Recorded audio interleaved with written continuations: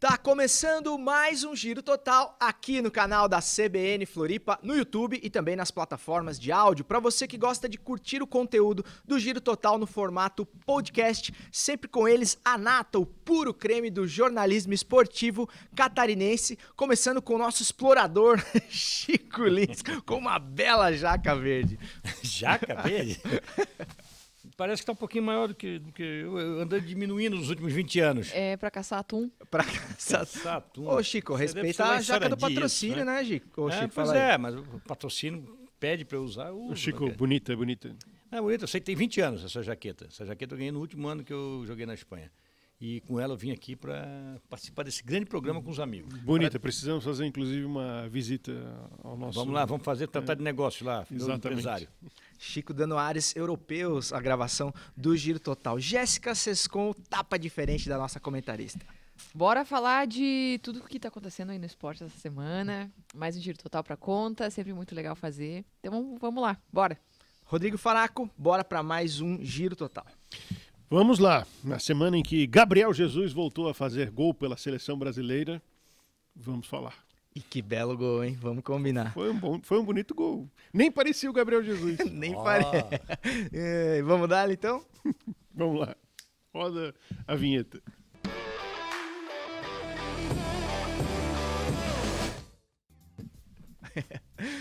Teve mudança hoje? É? Hoje foi na Castanhola. Tem recurso, né, Rodrigo? Né? Não é só um. Começando, dando início aqui nos trabalhos do Giro Total de hoje, pedindo para você, da nossa audiência, cara, deixa o seu joinha aí, se você ainda não deixou, você que tá curtindo o Giro Total. Se você não gostou também, pode deixar o seu dislike, que vale também, não tem problema, a gente tá aqui para ouvir as suas críticas, sugestões e apelos, e deixa o seu comentário aí, sugere temas para os próximos programas, interaja com os comentaristas da CBN, que eu vou estar ali lendo e respondendo o seu comentário com o maior prazer, e se inscreve no canal da CBN Floripa se você ainda não é inscrito. Jéssica Sescon, como de costume, vamos dar início nos trabalhos com a nossa... Vamos deixar outra pessoa hoje fazer primeiro, mágico, né? Vamos começar com Bora outra lá, pessoa. Não tem problema não, eu assumo essa responsabilidade. A bola não queima aqui.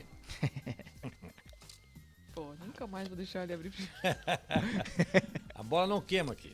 Vamos lá. Pô, diminuiu a letra, hein? Hoje o Rafa Filho não do botou no vento. negrito. Filho do vento. Filho do vento Sully. Arthur Chaves atinge velocidade dos jogadores mais rápidos do mundo contra o Galo. Comentem. Faraco, tem que mudar de posição o homem? Tem que velocidade de atacante, pô? É, velocidade de atacante.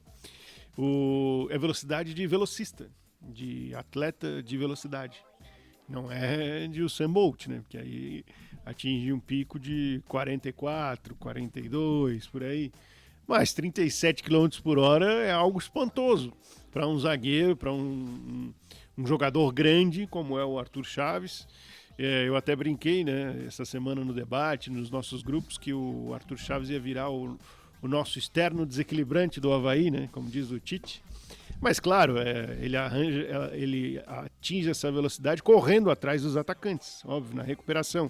E a gente já tinha percebido uma recuperação fantástica. Agora, falando sério, isso vai dar ao Arthur, com a qualidade que ele tem demonstrado em campo, um valor de mercado fantástico. O Avaí tem uma joia nas mãos, tem que se calçar muito bem com o contrato que tem com o Arthur, renovou já 2 vezes seguidas esse contrato, então a gente entende que o Avaí está se calçando, e mais, o Avaí tem que, no primeiro negócio, não fazer o negócio inteiro, porque ele vai ter um primeiro negócio, mas normalmente o segundo negócio que vai ser o grande negócio, em termos de grana. E aí o Avaí vai lucrar na primeira venda e muito mais numa segunda venda. E o torcedor do Avaí não precisa ficar chateado comigo, porque não tem como segurar. Ele vai ficar aqui um tempo e daqui a pouco ele vai voar. E tem que voar, para bem do Avaí e para bem do Arthur. Mas é fantástico ver o nascimento de um jogador com um potencial tão grande. Mais uma vez o Avaí revelando um jogador que de repente daqui 2, 3 anos vai estar vestindo camisa de seleção brasileira. Como o Gabriel agora está prestes a ir para a Copa do Mundo no final do ano, como o Guga já teve em seleção de base, jogador Rafinha que está também embarcando, né, carimbando o passaporte para a Copa do Mundo. O Arthur, eu prevejo que seguindo esse crescimento ele vai estar vestindo camisa da seleção brasileira. Que assim seja. Jéssica, o Eduardo Barroca rasgou elogios ao nosso querido Arthur Chaves, inclusive falando que ele tinha potencial para ser zagueiro top mundial, enfim. Você acha que em algum momento esse nível de expectativa pode prejudicar essa carreira do Arthur, que se desenha tão bem sucedida? Ele parece ser um jogador muito maduro, né? Muito consciente do que ele precisa executar, que ele está no início da carreira dele. A gente fala em relação ao potencial dele, mas o potencial precisa ser confirmado e só vai ser confirmado com a dedicação diária, né, com o que ele faz no presente. Então, ele me parece ser um jogador que tem consciência disso, de que precisa fazer acontecer para aí sim desfrutar aquilo que todo mundo imagina que ele vai desfrutar. Se o Tite convocasse ele hoje, ele era capaz de colocar ele para cobrir lateral, né? De ponta para cobrir lateral, tanto que ele corre. Agora, é um jogador bem bacana da gente ver jogar. Nas primeiras partidas eu já falava que ele teria um futuro, que a expectativa era de um futuro brilhante, de que eu falei várias vezes aqui, duvido que ele vai ficar no Avaí até o final do ano. Antes do final do ano, alguém vai chegar e vai levar ele. Sei que o torcedor havaiano não quer, mas é a realidade, né? Porque é um zagueiro que tem técnica, tem muita inteligência para jogar, e já é tão maduro, mesmo jovem, com certeza já tem gente de olho nele, né? Não é por acaso que vai correr para fazer essas renovações com ele, porque já deve ter especulações, já deve ter gente preparada para levar o Arthur. Acredito que na janela do meio do ano já vai ter gente em busca do Arthur. Não sei se vai levar agora no meio do ano, mas até o final do ano acho que vai ser inevitável a saída dele. E eu espero que se concretize toda essa expectativa, que ele não tenha nenhuma lesão, né? Que ele consiga jogar. É um jogador que entrou num time que, a expectativa é que o Avaí lute para não cair para a Série B, lute pela permanência, que vai sofrer muito contra equipes mais poderosas, que a gente está vendo sofrer, e ainda assim, ele como zagueiro consegue ter um bom desempenho. Realmente é algo que a gente tem que aplaudir e elogiar muito, porque é muito difícil um jogador jovem entrar num time que não está estabelecido ainda. O Avaí, ele entrou no Avaí quando o Avaí estava mal no estadual. Então era muito mais fácil dar tudo errado para ele. Ele tem um potencial enorme e dar tudo errado, tomar a decisão errada, falhar num momento decisivo. Mas não, muito pelo contrário. Ele chegou e é titular indiscutível hoje. Chico, outra coisa que chama atenção na fala do Barroca também, e agora na da Jéssica, é a questão mental do jogador, né? Ele falou muito que é comum você ver jogadores do meio para frente se destacarem já na sua primeira Série A, muito jovens ainda, mas na defesa não, até pelo nível de responsabilidade, saída de bola, sempre sob pressão, enfim. É muita responsa para um guri tão novo e ele parece estar saindo muito bem, né? Pois é, a gente quando via alguns jogos do aspirante e pegava muitas informações do Arthur, a gente falava, aí tem um jogador com potencial. Claro que o campo de análise fica mais concreto quando a gente vê jogando no profissional. E essa transição muitas vezes é difícil para o jogador, porque uma coisa é jogar com pouca gente no estádio, outra vez com menos responsabilidade, e outra coisa é você jogar no profissional. Então a gente sabia que o Arthur tinha potencial. Quando ele começou a jogar no Campeonato Catarinense, eu fazia os jogos com o Jéssica e com o Rodrigo, né? Às vezes com um, às vezes com o outro, eu chamava a atenção sempre da recomposição, quando era escanteio, como ele voltava rápido para fazer a cobertura. Eu falei, esse menino é rápido, mas eu não esperava que ele fosse tão rápido, né? Para mim foi uma Te surpreendeu esses números? Não, eu sabia que ele era um zagueiro rápido, mas não sabia que ele era tão rápido. Né? Porque se ele chegou a essa velocidade é porque ele pode chegar de novo. Quer dizer, então ele tem duas coisas fundamentais, não só para o jogador de futebol, né? Principalmente em defesa, mas principalmente para a defesa, é a velocidade e a personalidade. Ele deu uma entrevista para a gente aqui no debate diário, muito maduro para a idade. E ele até falou que ele precisa melhorar, e eu acho que precisa mesmo, e claro que ele não é um jogador feito, ele está em evolução, ele precisa melhorar a saída de bola. Que ele até falou que errou 2 vezes, o Rodrigo até deu uma... teve 2 lances no começo que você errou e tal, e minou um pouquinho a confiança. Ele falou, não, eu comecei a voltar, a ter a confiança, fazer os passos mais seguros. Concentrar, né? Mais concentração, e ele voltou para o jogo. Começou mal, voltou para o jogo. Sem a menor dúvida, é o jogador mais regulado do time do Avaí no ano. Sem a menor dúvida, regularidade. E até esse nível de consciência, né, Chico, do cara, isso todo mundo elogiando legal. E ele ainda vê os pontos a melhorar e tudo mais. Muito legal. Eu concordo com o Jéssica, concordo com o Faraco, é jogador que vai voar daqui a pouquinho. Vai voar e é bom, é isso que o Rodrigo fala. A primeira venda, muitas vezes, o time está na necessidade de fazer um caixa, vai vender, mas fica com 20%. O Gabriel Magalhães, ele foi a grande venda dele foi para o Arsenal. E o Avaí depois pegou pegou uma rebarbinha de formação. Mas fica com um percentual, 15%, 20%, que eu acho que vai dar dinheiro lá na frente. Fico muito feliz, porque é um cara da base, é um menino que passou todos os funis Tem uma coisa, né? Sempre vai dar dinheiro, porque ele entrou na base do Avaí com 13 anos. Sim, ele tem tempo de base. Então, esses percentuais de formação o Avaí vai ter sempre. É um ativo eterno, né, do Avaí. Muito legal, eu fico muito feliz, cara. Nós aqui em Florianópolis, e eu falo nós, torcedores de Avaí Figueirense, e também da imprensa, muitas vezes a gente queima de maneira injusta dos jovens talentos. Muito. Hoje melhorou um pouquinho. Falar até da imprensa. Porque tem que dar força, tem que botar para jogar. Claro que vai errar, claro que não vai ser um voo cruzeiro. Mas eu fico muito feliz de ver o Arthur crescendo, evoluindo e se tornando um jogador importante dentro do Avaí daqui a pouco no futebol brasileiro. Tomara que assim seja.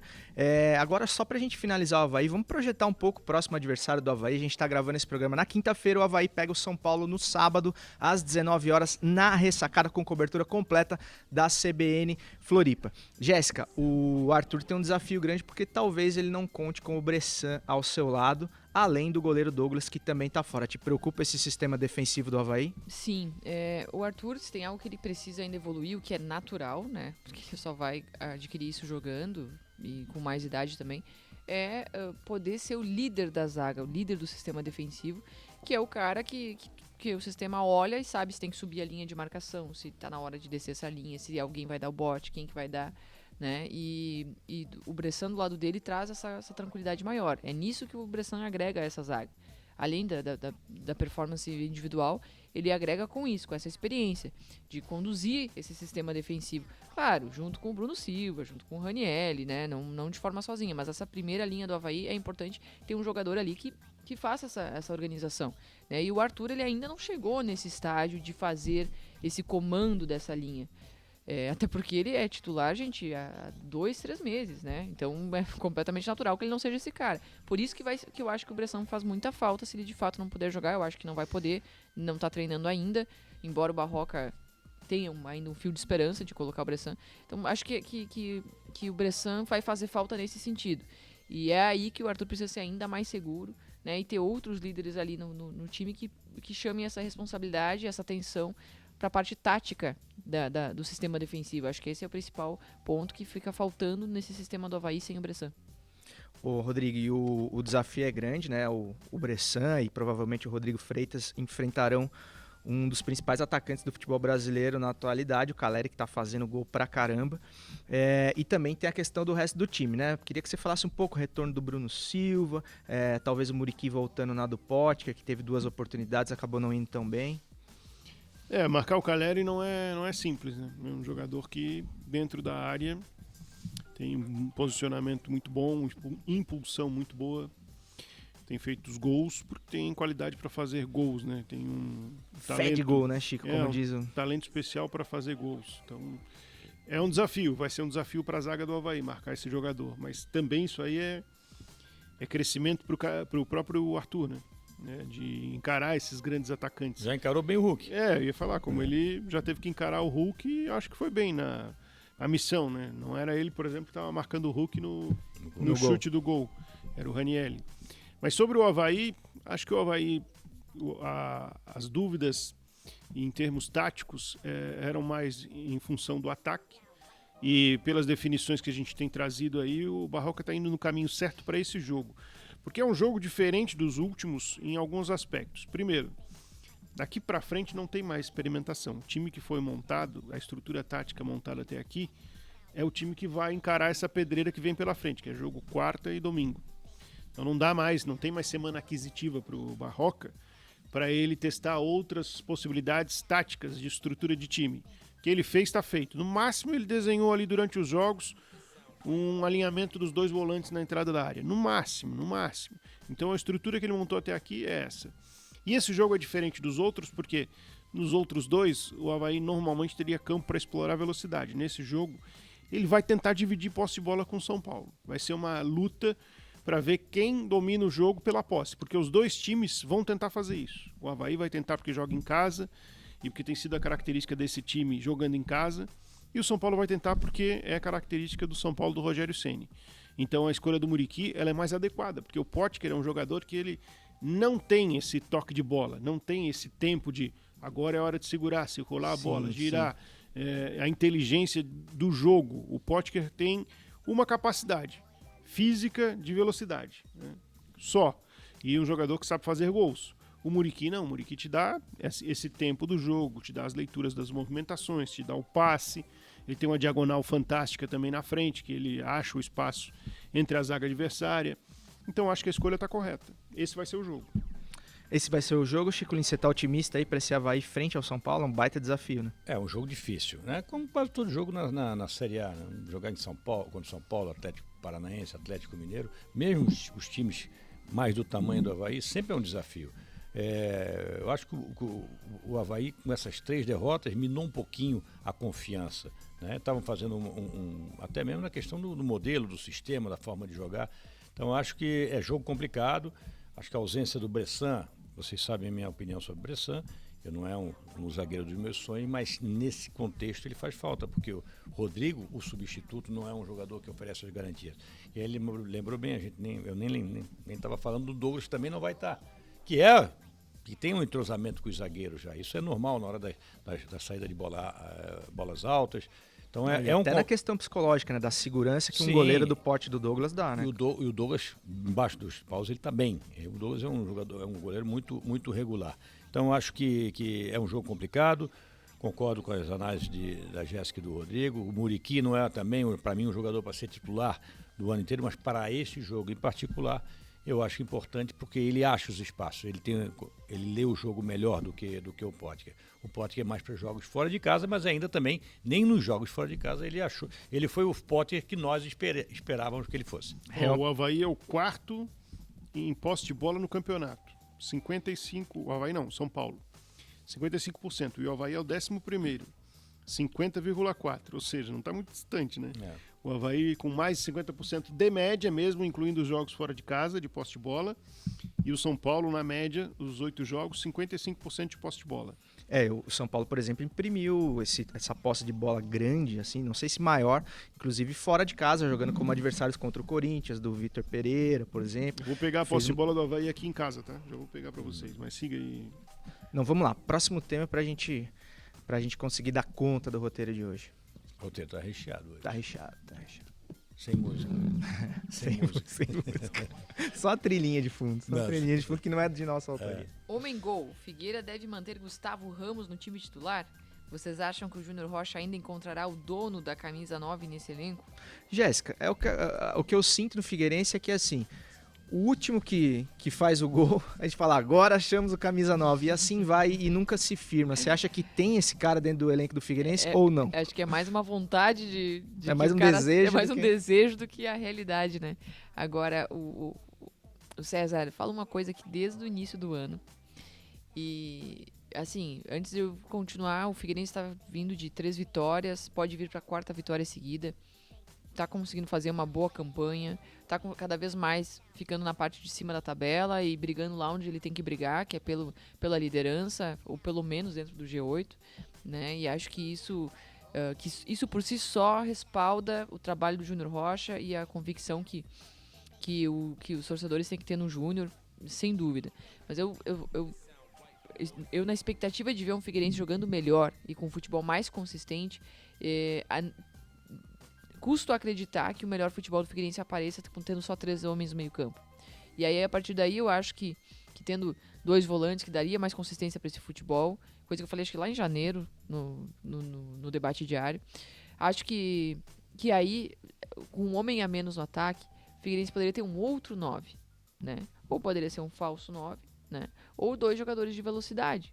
E aí talvez teria mais possibilidades de gol e essa bola chegaria mais redonda para um atacante finalizar, não contando tanto com bolas alçadas na área, que na grande maioria desses cruzamentos do Figueirense a bola vem muito ruim, o cruzamento é mal feito, ou ele é curto, ou ele é muito longo, ou ele é nas costas do atacante.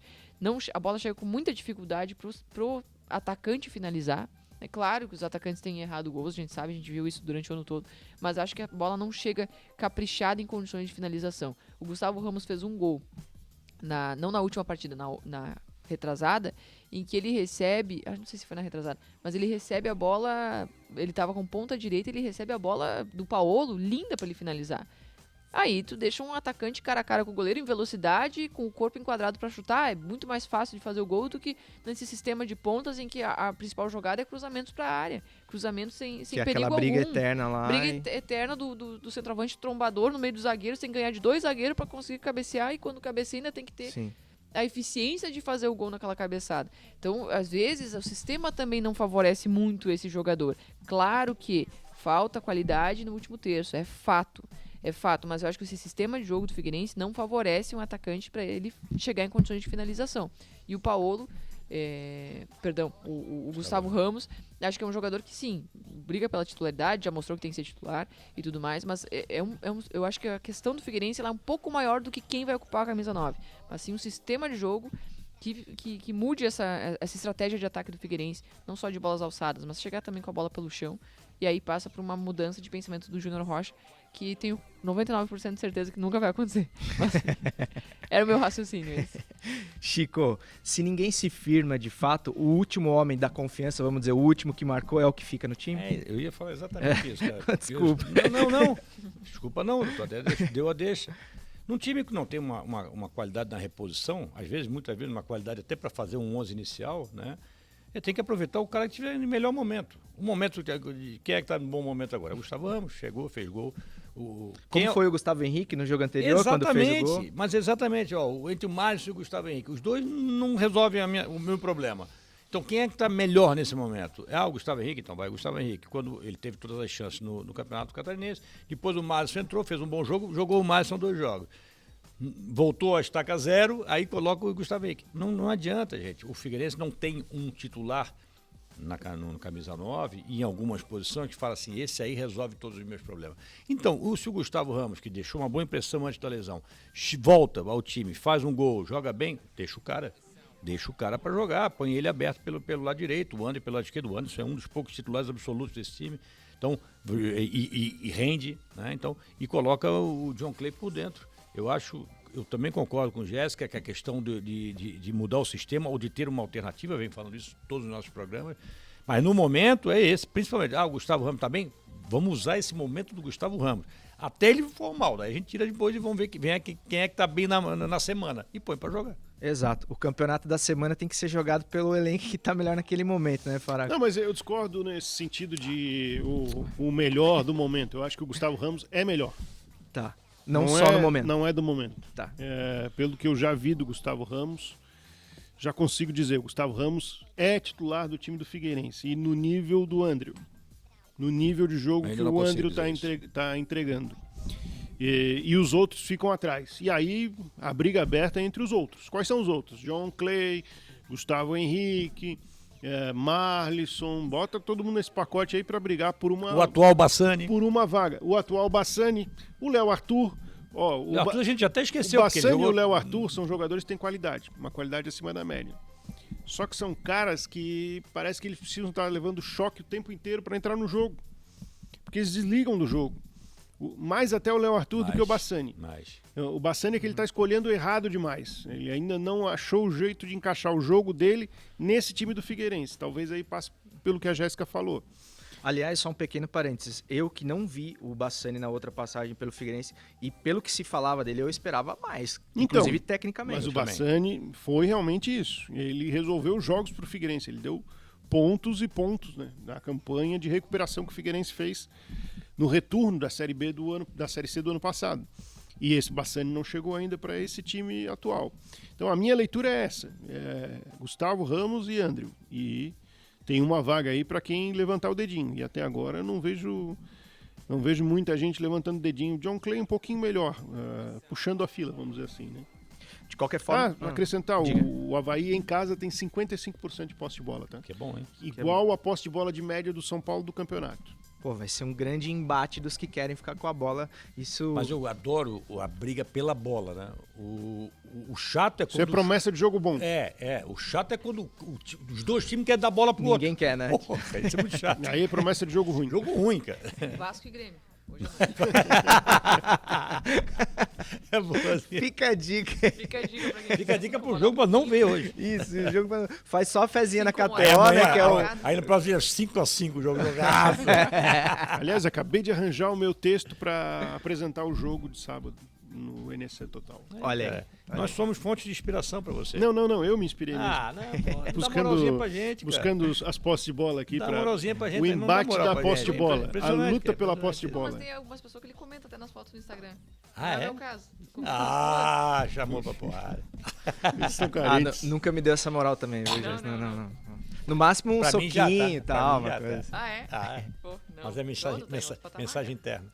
Ó, finalizando o Figueirense, lembrando, o Figueirense nesse momento está em viagem, né? Indo para Erechim, onde encontra aquelas condições que a gente encontra na Série estar em C, campo Concórdia, ruim, deve estar em Concórdia ali, e vai em busca, do jeito que for, da 4ª vitória seguida, mais um recorde aí do Eu vim com Figueirense. esse casaco em homenagem à delegação do Figueirense que vai pra Erechim. Porque aqui não tem esse frio. Imagina, se tá frio aqui, imagina em Erechim, isso faz diferença também. Próximo tema no Giro Total, Faraco. Rodrigo Faraco, por favor. Para aqui, hein? Tu já tirou, né? Já tirei. Fui o primeiro hoje. Que isso. Sorteio. Seleção brasileira. Aí, É Copa do Mundo, amigo. é que sobe. Haja coração. Brasil goleia a Coreia do Sul por 5-1. Serve de parâmetro? E aí, Faraco, serve de parâmetro? Claro, por que não? É o que tem, né? A Coreia do Sul é uma adversária que, por exemplo, ela contra a seleção brasileira deu problemas no toque de bola. Lá tem o japonês, o coreano tem uma escola parecida de não reter bola, de tocar, Velocidade. de estar sempre em bloco, por exemplo. Então, é o melhor dos adversários, é o mais difícil. Não é isso que eu estou dizendo, mas complica em alguns aspectos. Eu acho que complicou para a zaga da seleção em muitos lances, mais do que deveria complicar. Por exemplo, Thiago Silva não pode levar o giro que ele levou do atacante da Coreia, né? Com toda a bagagem que ele tem, com a qualidade que ele tem, não pode levar esse giro. Ele não é o meu titular da seleção. Se eu fosse escolher a zaga, escolheria Militão e Marquinhos, a zaga da Copa. O Tite está indicando que vai ser Thiago Silva e Marquinhos, com o Militão como possibilidade. Assim como, para mim, nessa Copa, o Brasil está levando o que ele não teve nas outras Copas para o Casemiro, que é um imediato de qualidade igual, pelo menos, que é o Fabinho. O Fabinho entra igual o Casemiro em muitos aspectos e acrescenta em outros. O Casemiro tem outros pontos fortes. O Casemiro é mais um jogador de meio volante. O Fabinho é mais um jogador de meio, que joga, que faz o jogo fluir. Mas isso é outra coisa. Eu acho que a seleção... Que fartura, né? Ter dois caras como esses, né? Eu acho que a seleção ela chega para essa Copa com muitas possibilidades. Eu sou encantado pelo futebol do Antony e pelo futebol do Vinícius Júnior. Acho que são dois atacantes que criam muito e que vão dar muito jogo para o Neymar, que é um grande craque finalizador. Então acho que está no caminho certo. Não é porque goleou a Coreia, é porque tem trabalhado no caminho certo. Se o Tite seguir esse caminho que ele está percorrendo agora, a seleção chega bem na Copa do Mundo. Chega candidata e forte. Jéssica, tu tá assim tão iludida quanto o Faraco? Não, eu tô... Não, o Faraco argumentou bem. Acho que ele deu bons motivos pra gente acreditar que a seleção... Eu tô Pisando no chão. Eu tô vendo Eu acho que futebol. Eu sempre fui uma pessoa que se empolga muito em ano de Copa. Pô, acho que se o Brasil tivesse com uma seleção muito ruim, eu ia me empolgar igual e ia dizer, vamos lá, vamos ser campeão. Eu gosto de alimentar ilusões. Agora, eu acho que esse ano o Brasil tem muita chance mesmo. Mas eu queria destacar um ponto. É muito legal ver um comparativo do Vinícius Júnior e do Neymar no início da carreira, né? Primeiro, acho que para o Brasil ter sucesso nessa Copa, o Neymar tem que jogar coletivamente, porque essa seleção não tem mais espaço para um Neymar individualista. Não tem. É muita gente boa que precisa ter a bola para jogar. Então não dá mais para construir o jogo só pensando no Neymar. Ele tem que largar essa bola para deixar que os outros joguem, porque tem muita gente boa ao redor dele. Mas o que eu queria fazer do comparativo é como a evolução rápida e muito aguda do Vinícius Júnior, em pouquíssimo tempo, ele sendo tão jovem e ainda assim tão aberto para melhorar em aspectos que ele não era tão bom ou para agregar ao coletivo, né, que o Neymar não foi um jogador tão fácil de ser moldado. Ele tinha a personalidade dele, sempre foi craque desde muito jovem, já dando títulos desde muito jovem, conquistando títulos, só que ele ficou naquela caixa ali. A gente sabe hoje quem é o Neymar.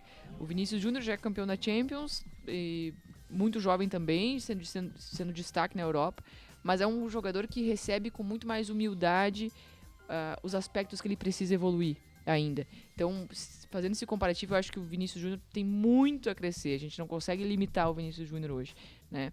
E pensando nisso, até a Copa, eu acho que ele pode crescer ainda mais e contribuir muito para essa seleção. Então, é por isso que eu espero que o Neymar faça esse jogo coletivo, porque do lado dele tem jogadores espetaculares. O próprio Paquetá, acho que é um jogador fenomenal, muito inteligente para jogar. Evoluiu muito. O Antony na direita, se ele for de fato o titular, eu espero que seja. Também é um jogador que tem que receber essa bola, sabe? Tem que sair da bola do Neymar. A bola tem que sair do pé do Neymar. Tem que sair, ele tem que receber e distribuir. O Vinícius Júnior tem que receber essa bola também, entende? Então, essa seleção não tem mais espaço para o Neymar individualista. E acho que ele está conseguindo entender isso. Né? Ainda sendo marrento do jeito que ele tá tranquilo. Desde que ele faça o jogo coletivo ali funcionar, tá tudo certo. Então, minha expectativa tá alta. Se isso funcionar, se essa dinâmica aí do ataque funcionar, acho que vai ser uma boa Copa do Mundo pra gente. Chico, a Jéssica trouxe 2 aspectos importantes aí. Uma primeiro sobre o Neymar, do fato dele já ter batido assim no teto da evolução, a gente já sabe tudo que ele poderia dar. A gente só espera que ele jogue tudo que ele já jogou, né? Ele Exato. não tem margem de evolução. Mas o Vini Júnior não, né? É uma carta em branco ainda, vamos dizer assim, apesar de tudo que ele já fez. Você enxerga os dois jogando juntos nesse esquema do Tite? Eu não é que eu enxergue, os dois têm que jogar junto. Porque hoje, pelo menos hoje... porque eu tenho várias críticas ao Neymar, várias. Mas uma coisa assim, o Neymar joga demais quando ele está centrado. E é muito inteligente, sim. Ele joga, ele pode jogar, e eu concordo muito com a Jéssica, tem que jogar de maneira mais coletiva. Ele tem que saber que o protagonismo, hoje em dia, não é só dele, da seleção. Tem um monte de jogador que arrebentou na temporada europeia, jogando mais do que ele, inclusive. O Vinícius Júnior jogou mais do que o Neymar, sem a menor dúvida. E eu acho que eu estou muito esperançoso com um bom papel da seleção brasileira. Claro que a gente sempre, ano de Copa do Mundo, a gente fica mais iludido, é uma palavra que se usa hoje, né? Mas é isso, é esperança. Eu acho que o time da seleção é bom. Acho que o Tite fez um bom trabalho nesses últimos anos.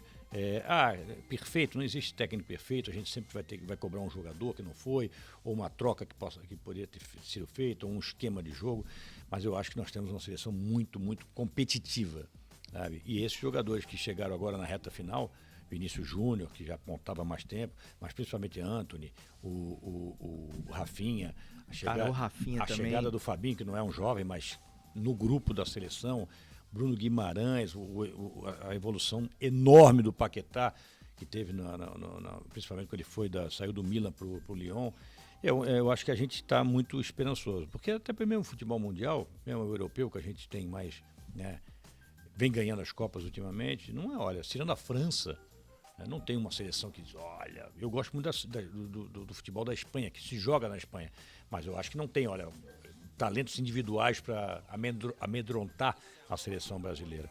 Então eu sou muito esperançoso e concordo com isso. Acho que o Neymar nesse ano passa o bastão, porque depois dessa Copa, sinceramente, eu não acredito mais no Neymar em termos de seleção brasileira, porque se ele já está meio cansado e ele falou um termo que não é cansaço, está desgastado com a vida, com a carreira de jogador de futebol, uma coisa assim.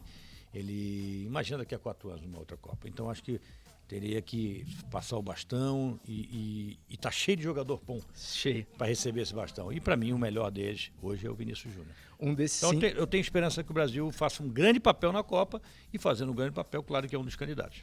Um dos sintomas no jogo de hoje, vocês devem ter reparado também, é que lá na Coreia e tal, aquela coisa da bitomaníaca, né, com a seleção brasileira, e o alvoroço da galera quando o Vinícius Júnior entrou deixou a atenção que é dada pro Neymar no chinelo. Claro, campeão da Champions, fazendo gol.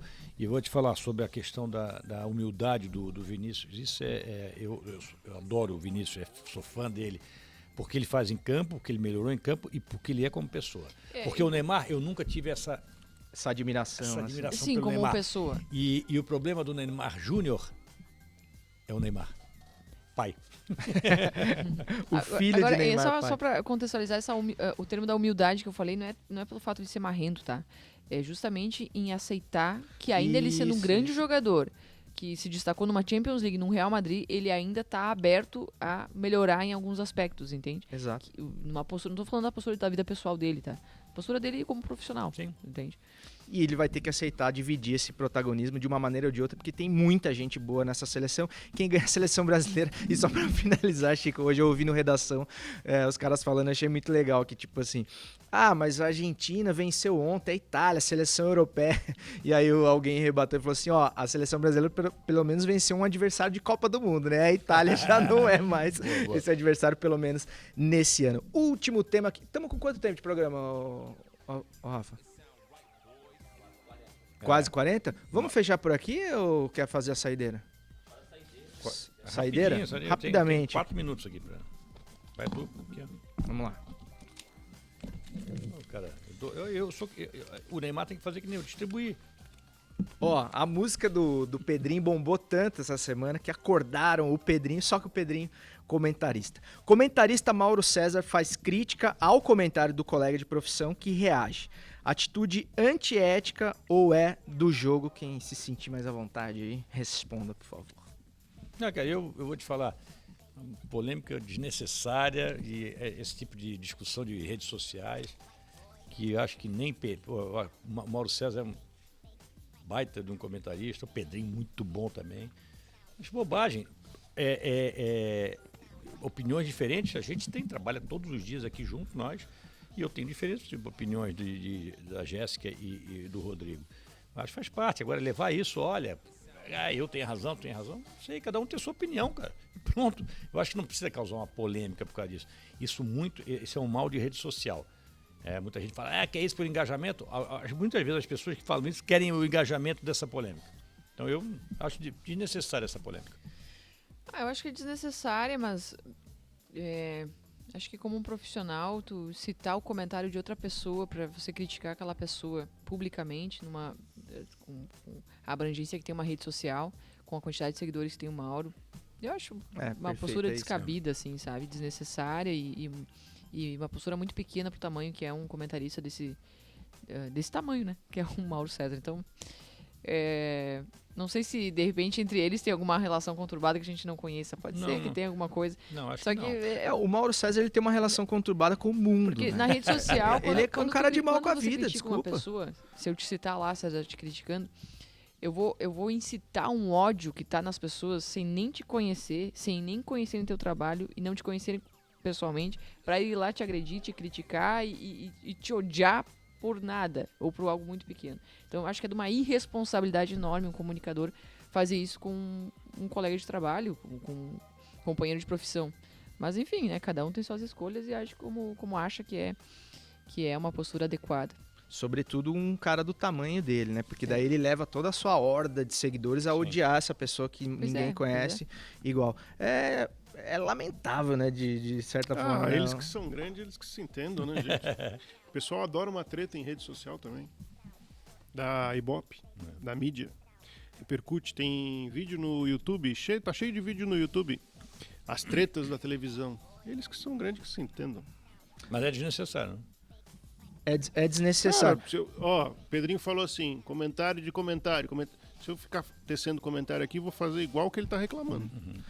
Mas eu acho que eu, entre todo mundo, eu vou ficar com o que a Jéssica falou, porque eu acho que ela foi ali no cerne da questão, que é a questão da ética profissional. Porque uma coisa a gente tá numa mesa aqui debatendo e a gente tá de igual para igual. Eu quase sempre discordo da Jéssica do Rodrigo. Isso. Mas eu adoro eles. O problema não é discordar. Não, claro que não. Exato. Mas aqui a gente tá em igualdade. Pô, tu falou, Jéssica, eu discordo de ti e tal, mas agora você ficar ali na plateia, um cara público como ele, criticar publicamente um cara que tá trabalhando, um colega de profissão dele, e ele não discordou da opinião, ele falou em relação ao cara, então ele tá comentando comentário como respondeu o Pedrinho. Eu só vou falar o seguinte, o Mauro, que eu tenho admiração por ele, gosto muito dele, não é de hoje, ele não gostaria que o Pedrinho fizesse esse comentário dele. Não, imagino que ele faria. Sem a menor dúvida. O Mauro não gostaria que o Pedrinho fizesse esse comentário dele. Talvez até bloquearia, porque o Mauro é o rei do bloqueio. É o rei do bloco. Inclusive, você, Mauro César Pereira, que com certeza vai ver o Giro Total, comenta aí o que você acha. Quero ver se você comenta o nosso comentário aí. O Giro Total de hoje fica por aqui, episódio 67. Se você gostou, deixa seu like. Se não gostou, deixa seu dislike, comenta aí também, pra gente saber o que vocês estão achando sobre o nosso conteúdo. Semana que vem tem mais Giro Total. Esse fica pra conta, tamo junto e segue o jogo.